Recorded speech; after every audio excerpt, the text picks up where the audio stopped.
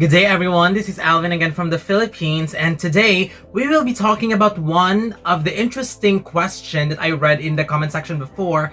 Is IMG turning Miss Universe into a speaking competition?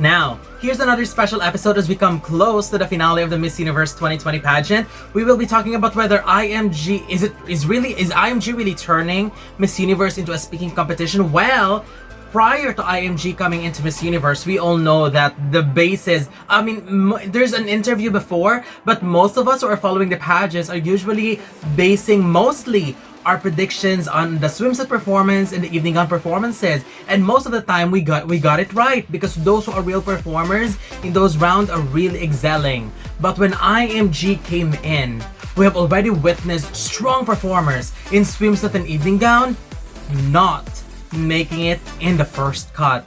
And this is where we come to realize that maybe interviews are weighing more now compared to before. Well, let's go ahead and look at the final 5, 6, or 3 of Miss Universe when IMG took over. In 2015, USA, Colombia, and Philippines, Philippines was the eventual winner, Pia Wurtzbach, were all amazing speakers. Even France and Australia, who made it in the top 5, were great speakers as well. But as of this time, we still haven't really seen much of that transition that IMG is trying to direct the pageant into. In 2016, France, who didn't speak English, won Miss Universe. Haiti and Colombia were also great speakers, and Thailand, the heavy favorite as well, was eliminated right away after giving an okay response. Kenya struggled and Philippines was all over the place when it comes to answering that question. So the 3 best speakers truly emerged, and France's victory just showed that you can win even if you can't speak English, as long as your answers are direct to the point and something that really can connect to the judges. In 2017, South Africa, Colombia, and Jamaica were all amazing speakers as well. Thailand again, Maria Punletlarp, the heavy favorite, struggled, and the reason why she was eliminated at that round. In 2018, this is the year where the top 20 opening speech started, which goes to show, which already gave us an idea that the organization wanted a Miss Universe who can really speak. And in 2018, all the top 3 finalists were amazing.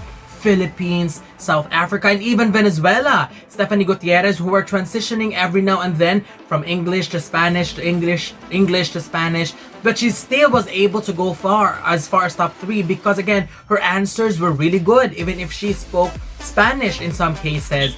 And in 2019, let me just say that when it comes to public speaking under IMG only, 2019 is by far the strongest top 3 in Miss Universe under IMG when it comes to public speaking. I mean, these 3 truly raised the bar much higher. And I believe this is one of the reasons why many people are asking me, why are you focusing only to those who are great speakers when in fact swimsuit and evening gown also matters? I agree, but I believe that Miss Universe under IMG will not put a candidate in the top 3 who are not consistently strong speakers. And I have to emphasize on the word consistent. You are not just only great in just 1 interview, 2 interviews. You must be consistently strong in whatever interviews you have, and that was showed to us by the top 3 of Miss Universe last year. I mean, Mexico, Puerto Rico, and South Africa last year were amazing. Now, which makes us ask, is IMG really turning Miss Universe into a speaking competition? I would say yes and no at the same time. Let us all remember that being a Miss Universe, you are expected to speak.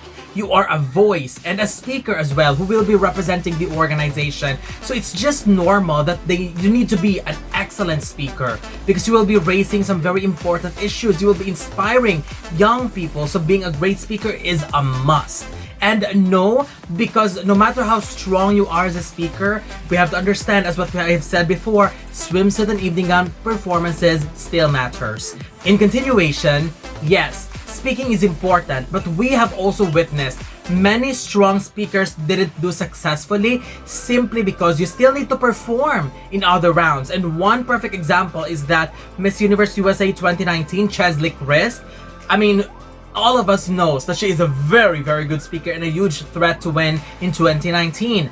But then again, the evening gown comes in and it was a terrible styling.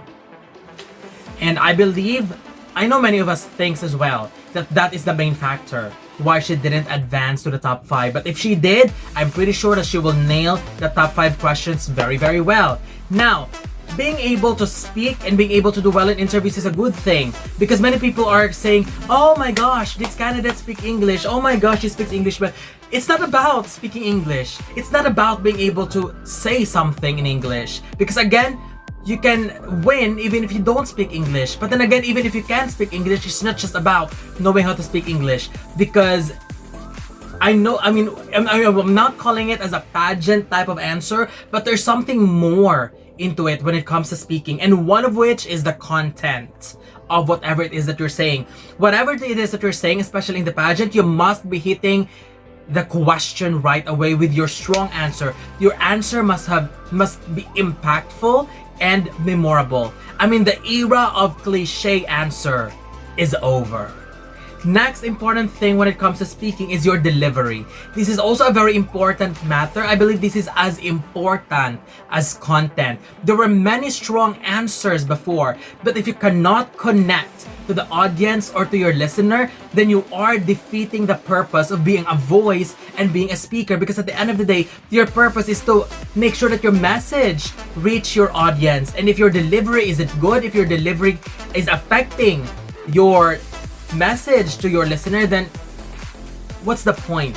So which is why delivery is also very important. This also includes the personality in delivering your message. And finally, which I think is also very important, is your relatability. People, specifically young people, are looking up to you as a role model. So are you making yourself relatable to them? That's another point. Are you making yourself an inspiration to these young people?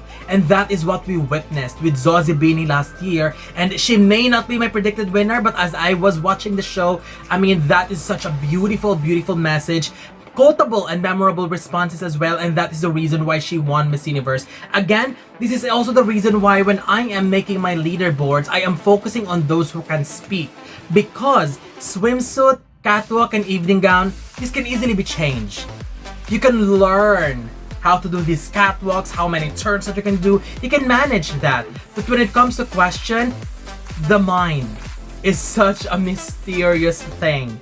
So this is why interviews are a very important thing to me, because this is where you can really test who are really good. But then again, let me just say, it's not just about being able to speak, but the way you connect, you relate, and your sincerity in answering your questions. So do you love the new transition of Miss Universe? Because to me, in conclusion of this all, we have witnessed that under IMG, all of the finalists that we have, especially 2019, are all great speakers. And some have amazing personality as well. All of our top 3 since IMG started are excellent speakers as well. But let us remember that it is not just about speaking. It is a balance of everything. You need also to do well in swimsuit, evening gown, and not to mention confidence and attitude. So what are your thoughts about this changing face of Miss Universe? I love it. Do you? So don't forget to leave your comments below. Don't forget to give a thumbs up and share the video as well. And most importantly, don't forget to subscribe, because you'll be seeing more of these videos in the future. For now, thank you very much and have a wonderful day from the Philippines.